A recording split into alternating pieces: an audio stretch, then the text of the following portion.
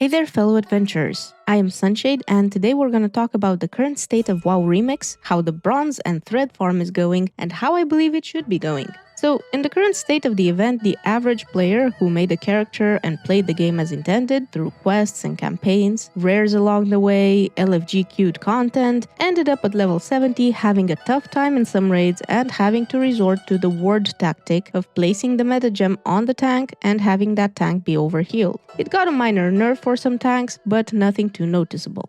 On the other hand, the players who farmed the frogs on the Timeless Isle, now known as Froggers, spent hours on end farming and not playing the game in any other way. By the time the average player found out about the frog farm or even had any time for it, like the weekend, because, people have normal jobs, so by that time the frog farm was nerfed, leaving everyone who didn't play the game those first couple of days light years behind not only on cloak buffs, but gear upgrades as well, which have super spicy prices, and you can't even upgrade a single item all the way up without upgrading every other slot, including your weapon, which is really expensive. Now, you may say, but this doesn't affect you as a player, you can just ignore the buff people and continue playing the game as you normally would. That's something I myself thought initially. However, that becomes really difficult when trying to join a normal raid group, and most groups, not quite all, request your cloak stats and item level for an invite,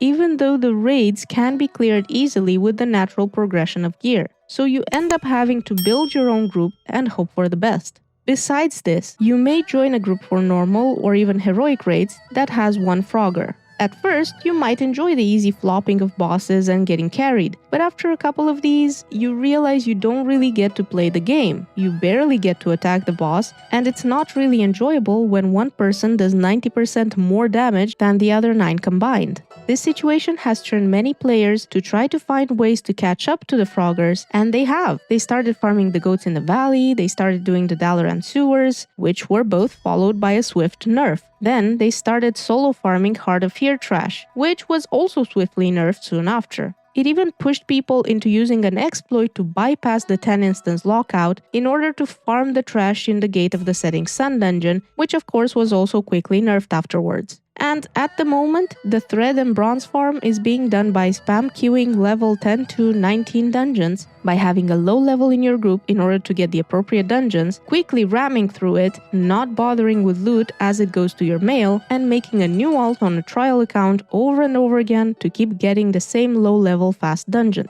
Is this how the game is meant to be played these days, with workarounds and cheeses only?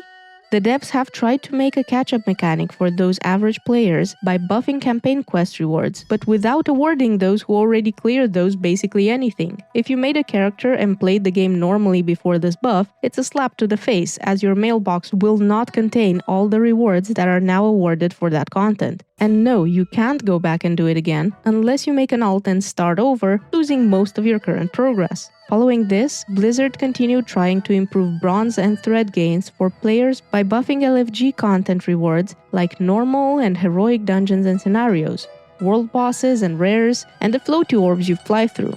This is a good change in my opinion, allowing players to increase their stats more rapidly as the gear upgrade costs are wildly higher than what you earn per day by playing the game. However, the gap between players who missed out on Frog Farm and those who didn't is still astronomical, as the Froggers continue to improve their gear with these new rewards, and they are able to clear the most difficult content in small groups or even sell the raids to whoever can afford it. The boosters say that this is the easiest gold they have ever made in the game, selling a Siege of Orgrimmar mythic run for 2 million gold per player and having a group of half boosters and half boostees, meaning that each booster gets pretty much 2 million gold a day, the raid being on a daily reset. The rest of the time, they join normal and heroic raid runs and LFRs, pretty much not allowing anyone else to play, as many of them are impatient to get back to their farming and running ahead of the group, pulling and soloing the bosses before most of the group has a chance to even get to it.